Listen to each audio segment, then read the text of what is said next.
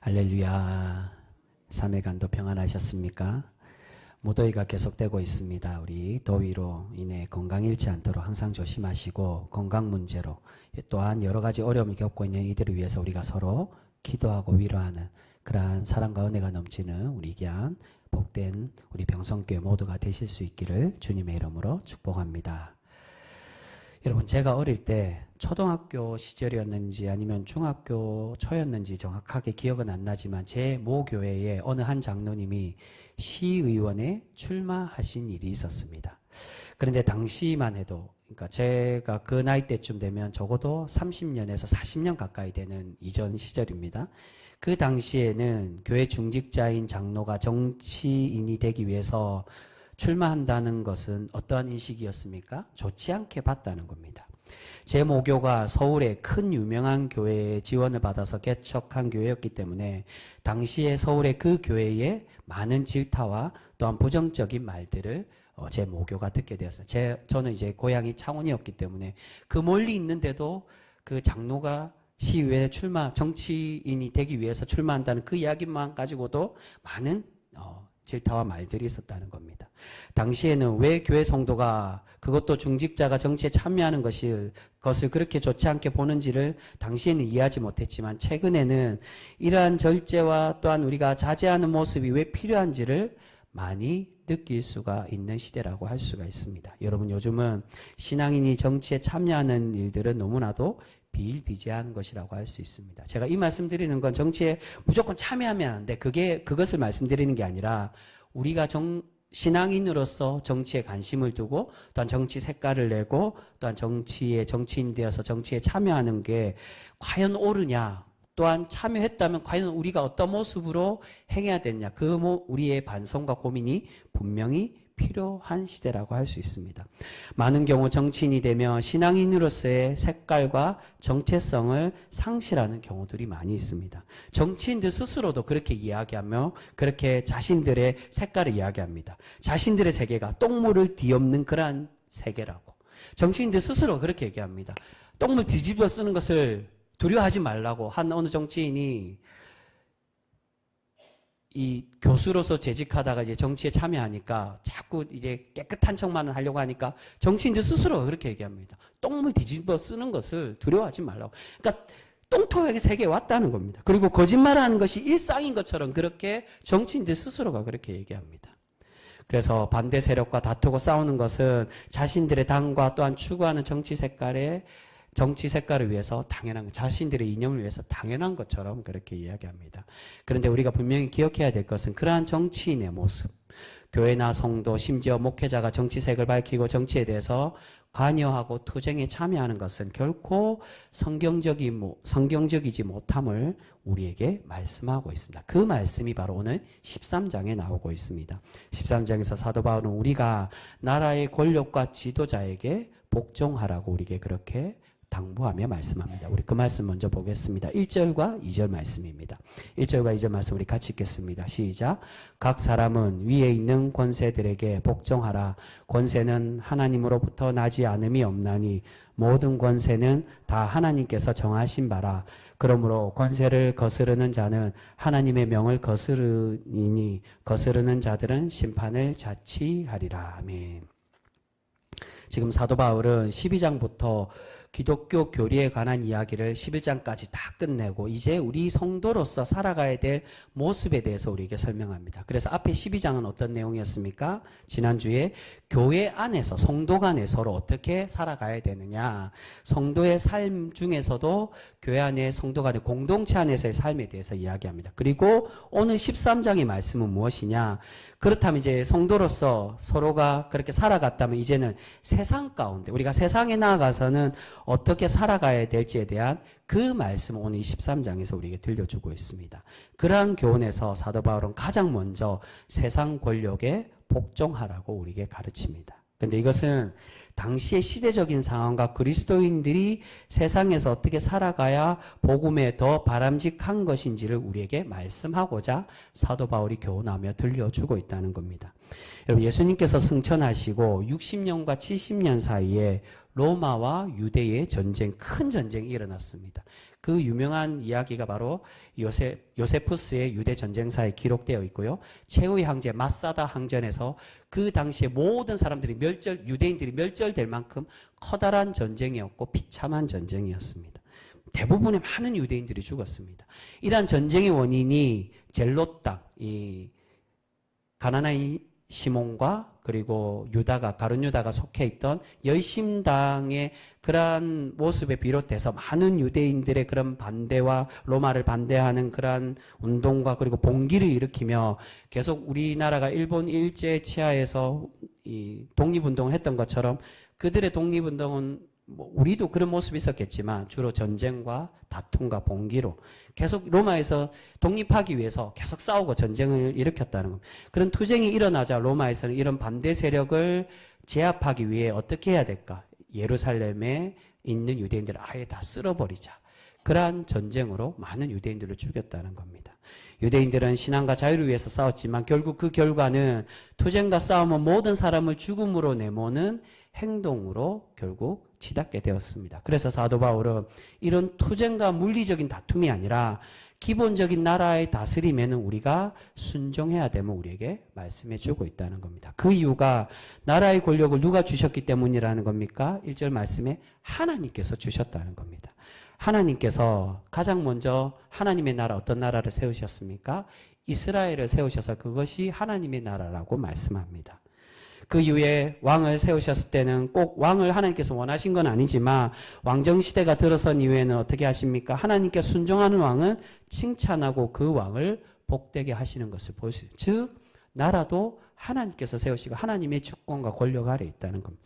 분명히 세상의 권력과 나라의 지도자도 하나님의 주권과 권력 아래 있음을 우리에게 말씀하고 있습니다. 그렇기에 그 권력을 인정하고 하나님께서 세우신 왕에게 복종하라고 순종함을 우리에게 말씀합니다. 그런데 문제는 로마가 과연 그랬느냐? 로마의 모든 모습이 다 하나님이 인정하는 나라는 분명히 아니었습니다. 왜냐하면 황제 숭배를 강요했고 다른 종교들을 분명히 반대했기 때문입니다. 그렇다면 이런 사도 바울이 오늘 이 13장을 통해서 나라의 권력과 나라에 충성하고 복종해라는 말이 우상 숭배에 대해서도 순종해라는 그러한 이야기냐? 그것을 말하는 것은 분명히 아니라는 것. 그래서 앞에 10장 10절에 어떤 말씀이 나옵니까? 우리가 하나님의 백성으로서의 삶, 믿음을 지키고 그렇게 살아가는 것에 대한 마음으로 믿고 입으로 시인하는 삶. 그래서 입으로 시인한다는 말이 지난주에도 말씀드렸죠. 목숨을 걸고 하나님을 증거하며 살아가라고. 당시에 입으로 시인한다는 거 그 반대 속에 우리가 일제치하에 기독교인이라는 것을 탄압받았을 때 그것을 드러내고 살아가는 것과 동일하다는 겁니다. 그러니까 분명히 우리가 신앙의 정체성, 신앙인으로서의 정체성과 그 신앙을 지켜야 되지만 그러나 그 외에 나라의 다스림에는 어떻게 해야 된다는 거? 복종해야 된다. 왜냐하면 전쟁과 다툼은 결국 신앙인으로서의 그 공동체와 삶을 파괴할 수 있기 때문이라는 겁니다. 오늘 사도 바울은 그러한 신앙에 대한 이야기가 아니라 신앙을 침해하면 어떻게 되냐? 그걸 얘기하는 게 아니라 나라가 존재하고 나라가 추구하는 도덕적인 다스림, 선을 추구하는 그 모습에 그것이 하나님 말씀과 동일하기 때문에 그것에 복종하라고 가르치고 있어요. 그 말씀이 4절에 나오고 있습니다. 왜 하나님께서 세우신 권력이냐? 왜 복종해야 되냐? 그 말씀이 4절에 나오는데 우리 4절 말씀도 같이 읽겠습니다. 시작. 그는 하나님의 사역자가 되어 내게 선을 베푸는 자니라. 그러나 내가 악을 행하거든 두려워하라. 그가 공연히 칼을 가지지 아니하였으니 곧 하나님의 사역자가 되어 악을 행하는 자에게 진노하심을 따라 보응하는 자니라. 아멘. 무슨 말입니까? 그들이 나라를 바르게 세우기 위해 선을 행하는 게 하나님께서 나라를 세우고 하나님의 나라로 세워가는 가치와 동일하다는 겁니다. 나라의 권력자들과 나라의 기본 법칙은 그 나라의 국민들과 나라를 바르게 세우기 위한 다스림으로 그 나라가 세워집니다. 근데 그와 반대로 백성들을 괴롭히고 불법을 행하는 나라가 되면 어떻게 되겠습니까? 그 나라가 결코 유지될 수가 없다는 겁니다. 로마가 이 종교와 또는 황제 숭배에 대한 강요는 했지만 기본적으로 많은 이 근동과 또한 이제 유럽이 시작하는 그 경계에서 통일을 하면서 추구했던 것은 나라의 안정. 그래서 팍스 로마라고 로마가 세운 평화. 평화를 세계에 세우기 위한 법칙으로 그렇게 세웠다는 겁니다. 그렇게 나라가 있고 그 나라가 왕이 되었다면 나라의 백성들을 법을 지키고 행복하게 사려고 하는 그러한 노력을 나라들이 분명히 한다는 거예요. 그러한 가치는 무엇과 같다는 거니까 하나님께서 하나님의 나라와 하나님의 말씀의 가치와 동일하다는 것입니다. 그렇기에 바울은 그러한 선함의 가치는 하나님의 말씀의 가치와 같은 것이고 그렇다면 하나님께서 허락하신 세상의 권력이기에 그런 동일한 선함으로 백성들을 바르게 세워가고 불법을 행하지 않은 그러한 백성으로 나라를 세우기 위한 그러한 가치는 동일하기에 그 권력에 복종하라고 우리에게 말씀합니다. 그러니까 종교를 반대하고 하나님 믿는 신앙까지 반대하고 그것에 복종해야 되냐? 그것을 말씀하는 것은 결코 아닙니다. 우리가 우리의 신앙은 가치와 정체성을 지키지만 그들에게 또한 나라를 바르게 세우기 위한 그 법에는 불법하지 않은 것에는 우리가 순종하고 복종해야 됨을 말합니다. 그리고 이들과 다투지 않고 싸움이 아니라 그 법을 지키고 따를 때 우리가 세상에서 하나님의 증거자로 살아갈 수 있게 됨을 우리에게 말씀하고 있습니다. 여러분 우리가 신앙인으로 세상의 권력과 세상의 사람들과 계속 싸우고 다투게 되면 어떻게 될까요? 하나님의 선함과 영광을 나타내는 것이 아니라 세상과 고립되고 하나님의 말씀과 복음을 전하지 못하고 도리어 복음 전파에 방해가 되는 사람이 될 수밖에 없습니다. 유대인의 그 유대와 로마의 전쟁의 역사적 사건이 바로 우리에게 그것을 증명해 주고 있습니다. 신앙을 지키기 위해 싸웠지만 결국 그 신앙을 지켰느냐? 그러지 못하고 그 나라의 권력에 단순히 유대인들은 독립을 하려는 게 정말 신앙을 지키기 위해서 했느냐? 그들의 신앙을 인정해 주었습니다. 로마들이. 근데 나중에 결국 탄압한 이유가 저들에게 신앙을 그대로 인정해 주고 성전을 그대로 두니까 계속 그 신앙 때문에 우리에게 대항하고 싸운다. 그래서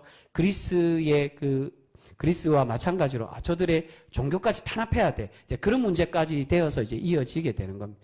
기본적으로 우리의 신앙을 허락한다면 우리가 나라의 그 모습에 순종해야 된다는 겁니다. 사도 바울은 오늘 꼭 이 로마서에만 얘기하는 것이 아니라 자신의 동력자 디도에게 보내는 그 디도서에도 동일한 말씀으로 당부합니다. 그리고 사도 베드로도 베드로전서에서 동일하게 말씀하죠. 그 새벽기도 때 잠깐 말씀드렸습니다. 베드로전서 2장에 나라의 그 권력에 복종하라고 말씀합니다. 왜냐하면 다툼은 결국 하나님의 복음을 세워가고 하나님의 나라의 참 안녕을 세워가지 못하기 때문이라는 겁니다.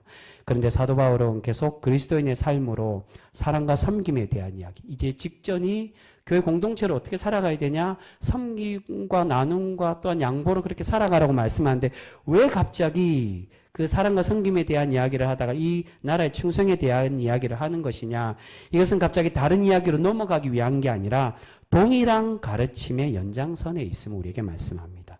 그래서 그 연장선에 대해서 이어서 이 말씀을 주고 있습니다. 8절에서 10절까지 말씀입니다. 8절에서 10절.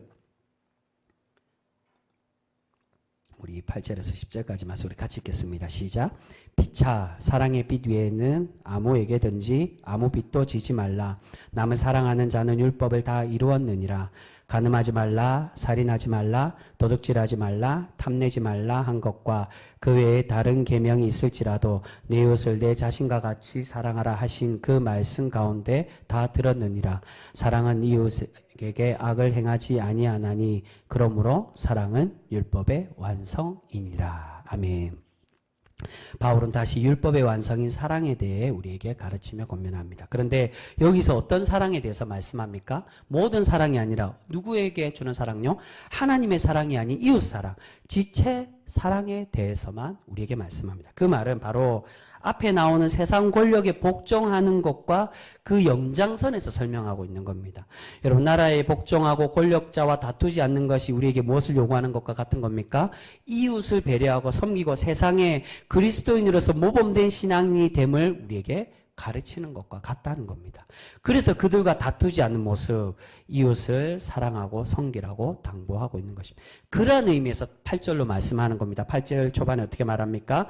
사랑의 빛 외에 아무에게든지 아무 빛도 지지 말라고 당부하고 있습니다. 그러니까 이미 우리가 주님께 무슨 빚을 졌습니까? 사랑의 빚을 졌다. 그러니까 세상에 이제 다른 빚을 지지 말라. 그 주님의 사랑의 빚을 갚아가며 세상에 불법을 하거나 세상과 다투거나 그런 다른 빚을 지는 게 아니라 세상에 분명히 우리에게 합당한 우리가 그런 세상의 사랑의 빚으로만 그렇게 행하며 살아가라.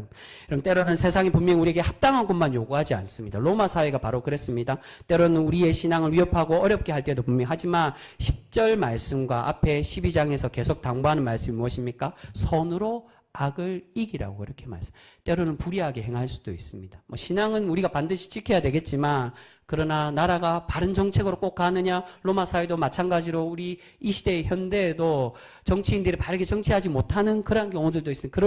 그러나 그럼에도 불구하고 앞에 12장 말씀에 어떻게 말씀합니까? 수술머리에 언리라고.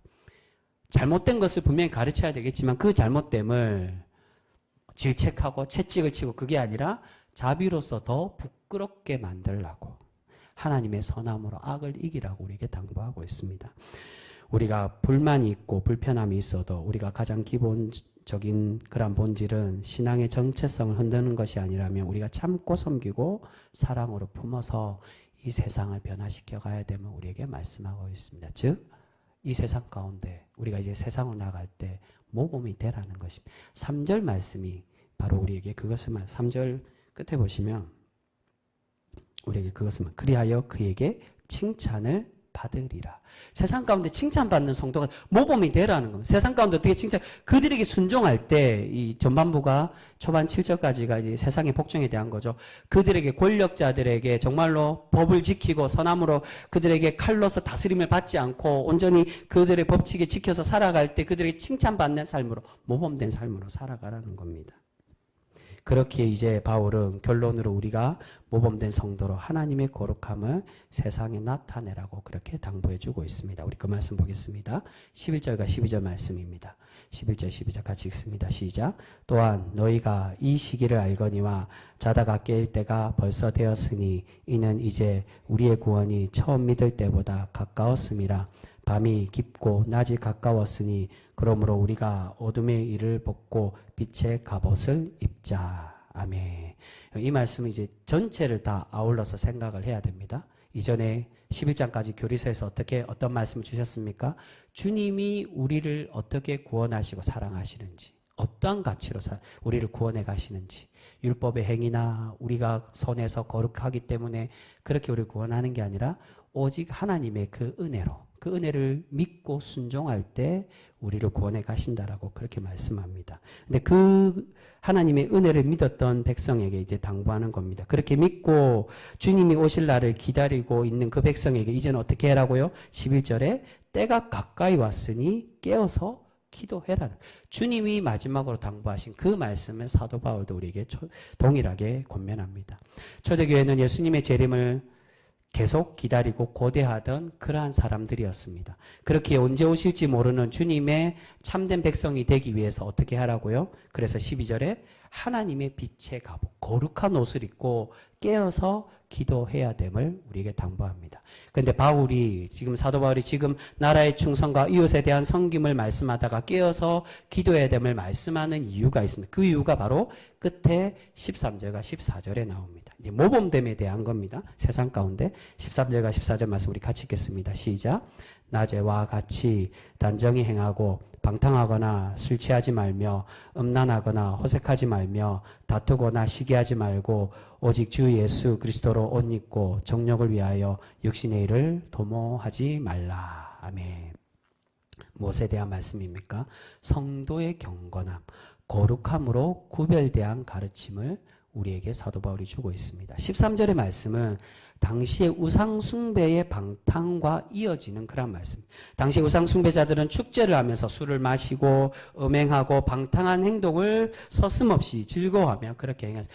그들의 그 부정함을 따라가지 말라는 겁니다. 이게 종합적인 얘기지만 그러한 우상 숭배와 관련된 그런 세상의 모든 것도 마찬가지지만 세상이 이들에게 질타받는 그러한 부정함에 따라가지 말라는 겁니다. 사도 바울은 그들의 부정함과 방탕함을 본받지 말고 하나님의 거룩한 백성답게 하나님의 선한 모습으로 구별되라고 우리에게 당부해 주고 있습니다. 그래서 14절에 무엇의 옷을 입으라고요? 그리스도의 옷을 입으라고. 이 그리스도의 옷을 입으란 말은 12절의 그 말씀과 동일한 말씀입니다. 빛의 갑옷과 동일한 의미로. 여러분, 지금 사도 바울은 우리가 세상에 살아가는 백성으로서 세상 속에 어떻게 살아가야 될지에 대해서 우리가 이제 주님의 은혜로 구원받았으니 구원의 백성답게 어떻게 살아가야 되냐? 우리 스스로는 살아가지 못하니까 성령께서 우리에게 내주하시고 주인 되심을 인정하고 고백하며 살아가 주님이 이끄는 삶을 살아가야 되는데, 가장 첫 번째 공동체로서 어떻게 교회 안에서 살아가야 되느냐? 12장에 말씀하고, 이젠 그것으로 끝난 게 아니라, 폐쇄돼서 살아가는 게 아니라 너희가 세상의 증거자로 살아가야 된다. 모범되어서 그들에게 주님께 빛과 소금된 역할로, 그래서 세상에 사랑을 전하며 살아.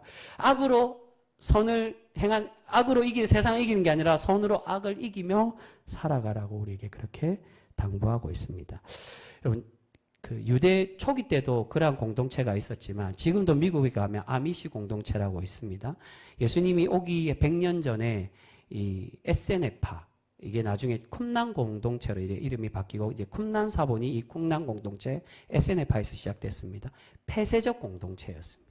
유대 공동체였지만 기본 유대인들 사회에서 벗어나 자기들만 사회, 이제 무정부주의와 가까운 거죠. 이 사회에 벗어나서. 미국의 아미시 공동체도 마찬가지입니다. 그래서 우리나라 보수 교단은 아미시 공동체를 이단으로 그렇게 정죄를 합니다. 왜냐하면 국가에 소속되지 않으려고 하고, 그 미국 안에 들어가 있지만 국가의 법칙에 따르지 않고 자기들만 공동체를 이루어서, 신앙의 정체성을 지키려는 그 모습에는 의미가 있지만 우리가 하나님의 말씀의 전체적인 이 통전적인 의미로 볼 때는 사실은 그렇게 바람직한 모습은 아니라고. 왜냐하면 자기의 신앙을 지킬 수 있지만 하나님의 사명, 이 지상 명령에 주님의 복음의 증거자로 세상 가운데 공동체와 또한 세상에 나아가서 하나님 복음을 전하는 사람의 모습으로는 결코 우리가 바른 모습이 아님을 우리에게 말씀하고 있습니다.